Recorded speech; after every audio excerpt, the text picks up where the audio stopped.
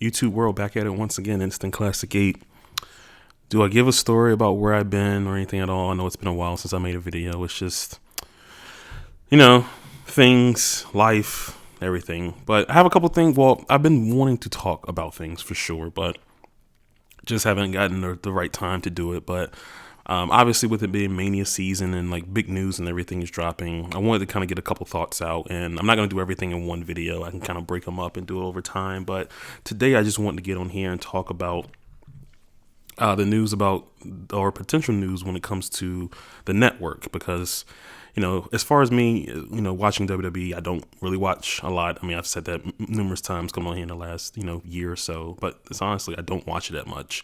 But the network is still dear in my heart, as watching like the old stuff and going through the archives. It's still something that I enjoy. Again, I'm not watching the new shows, but I do enjoy going through and watching the archives. And still, the price point for the network, even if you are watching the newer shows, so like Rumble, I didn't watch Rumble, but I watched the men's Rumble match, or of course watching the takeovers, watching NXT when they upload those on Friday, and then of course like these special events. I do get into like the Saudi shows and everything. Just being able to pay $10 a month for those, including the library, it's definitely a good price point for me. $10 is not going to kill you. But the news has been coming out on potentially moving the network, or at least moving some of these events to other carriers. And especially with like today being, I think they said it's the 6th anniversary of the network, which is crazy. We've had this half a decade. Just hearing this news is, I don't know if it's exciting, but it's interesting for sure. So, I mean, I guess the biggest piece of news is that the pay-per-views may be moving to a different OTT service. And I think the biggest one they say right now is going to be ESPN Plus. I know they've mentioned, CBS All Access, DAZN, Peacock, which is going to be NBC's their streaming service coming up. You even have HBO Max, even though that's Warner. All these different streaming services have the opportunity to possibly get these pay-per-views, and I would listen to the investors call. And Vince, he didn't really shy away from it. He's like, yeah, we're shopping these things. I don't know if he said that directly, but if you listen to him, that's the gist of it. We're shopping these events and possibly having other people pay us for them. It's similar to like what ESPN has done with UFC. UFC gets a flat fee for the pay-per-views, and it really doesn't matter what they sell. So you can have a fight like Conor and Cowboy do over 1 million buys, but then you can have your run-of-the-mill whatever pay-per-view that might do 400,000, but they're getting the same amount of money either way. As far as what I understand, that's how it is. But they basically came out and said, hey, are kind of open for business. We can kind of move these pay-per-views to somewhere else. And ESPN Plus seems like the front runner, at least from what the news and everything says. And it's definitely interesting. Again, the network came 2014. It was a godsend, especially at that time, just being able to pay $10 for all these shows. It was amazing. But you see like all these companies, they're looking for live content for their streaming services. That's where everything's going. Disney Plus is out. Netflix is spending billions of dollars for their streaming content. You have, again, HBO Max is coming soon. Peacock is coming with their system. So you have a lot of these companies, a lot of these streaming services, they're going to be paying top dollar for these events. And you have somebody like ESPN Plus, they're looking for live sports. And of course, wrestling not necessarily being a sport, it's still live content that's draws a certain amount of fans each and every month. So again, this news came out, and I'm definitely interested to see where it's gonna go. Obviously, we don't really have any details. We don't even know what's gonna happen, but hopefully soon we get some word on it. Is it going to be every pay-per-view, all 12, 14, 16 pay-per-views, whatever they do? Are you going to get all of them? I don't think that's going to happen. I don't think you're going to get things like the takeovers be moved over. If, for what I see, you can have a couple things. One, you can get all the pay-per-views and put them on ESPN Plus, or you could have just the majors, which are going to be your WrestleManias, your Royal Rumbles, Survivor Series, SummerSlam, and maybe even Money in the Bank. Because I think now is like a big five, is what we go for. So with those 5 shows, maybe put those on ESPN Plus and then have the rest on the network. Or again, you can move all the pay-per-views, at least the main roster pay-per-views, to ESPN Plus. Now, the only thing that I see is the fact that, like, I have ESPN Plus. I pay $5 a month for it. I have the bundle with Hulu and Disney, but by itself, when I had ESPN Plus by itself, it was $5 a month. You're not gonna put these shows on ESPN Plus and have the consumer only pay $5 a month. I do not see that happening. When it comes to UFC, you have to pay $5 a month, and then you have to pay the full price for the pay-per-view, which for the Conor fight, they moved it up to like $65. So you're paying $70 basically for a pay-per-view. I do not see that happening. You've already conditioned fans, and this is WWE's fault. They devalued their own pay-per-views by telling fans that, hey, it's only worth $10. And honestly, when you look at the quality of shows that we've been getting of the past couple years, they're worth $10. They're $10 ass pay-per-views. So you've conditioned the fans to say, hey, like $10 is what we're going to pay. We're not going to really pay anything more. So now when it comes to the table of, hey, let's move these pay-per-views over to ESPN Plus, they can't come and say, hey, $5 for the service, and then you're paying $49.99 or $59.99 for the pay-per-view. No one's going to do that. You're going to have some people for sure, but for the most part, most people are not going to do that. So now you look at it and say, hey, are we only going to bring over these major pay-per-views, these 5 major pay-per-views, and then we charge the $50 for it? I mean, you see, if there is a value in the service, wrestling fans will pay for it. You see that with AEW. AEW, all their pay-per-views are $50.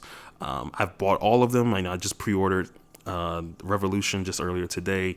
For me, $50 is worth it, and I can actually split it with a friend, which is really good. So I'm only paying $25 for it. For me, the value is there to pay 4 times a year, $50. I don't mind that. I do not see that with WWE. I didn't watch Royal Rumble, so I wouldn't pay for that. I'm not going to pay for Survivor Series or SummerSlam. Mania, I guess it just depends on the mood that you're in. The fact that I only pay $10 for Mania means that I don't really care to watch it all that much, honestly. But if I do, I'm only paying $10, so it's not a big deal. But if you want me to shell out $50, $60 for that show, no way. I'm gonna. It's a pirate's life I will live, and I'm gonna stream that show. So again, you think about it. If they're gonna move the pay-per-views over to ESPN Plus, what are they gonna charge for these shows? It would be silly to get on there and charge $5 for the streaming service and another $5 so you equal 10. I don't see that happening. But I don't know. Like, do you see a thing where you put all these pay-per-views on ESPN Plus and like, hey, like $5 for the service, and then $14.99 for the pay-per-view, $19.99 for the pay-per-view? Are you going to have people do that? I think it'll be a lot easier to get somebody to pay just $20 a month for the pay-per-view versus paying $50 or $60 for it.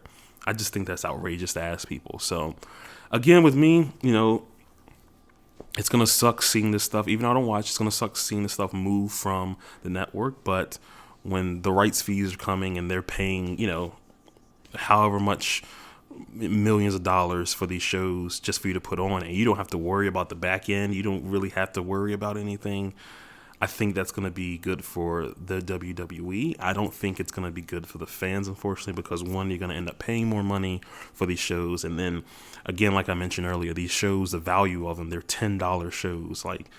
And that's what you're getting, a $10 quality show. Now they're going to get paid the same amount regardless of who's buying these or who's not. So I feel like it's going to be even worse when it comes to the quality, because they're already getting their money. It doesn't really matter anything at all. Before, they're trying to get these network subs.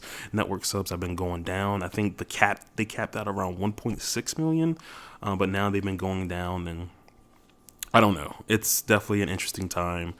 I'm excited to see what happens for sure. I'm excited to see how this leads in the future to other companies, mainly AEW, when it comes to their service. Obviously they don't have a streaming service. They use BR Live.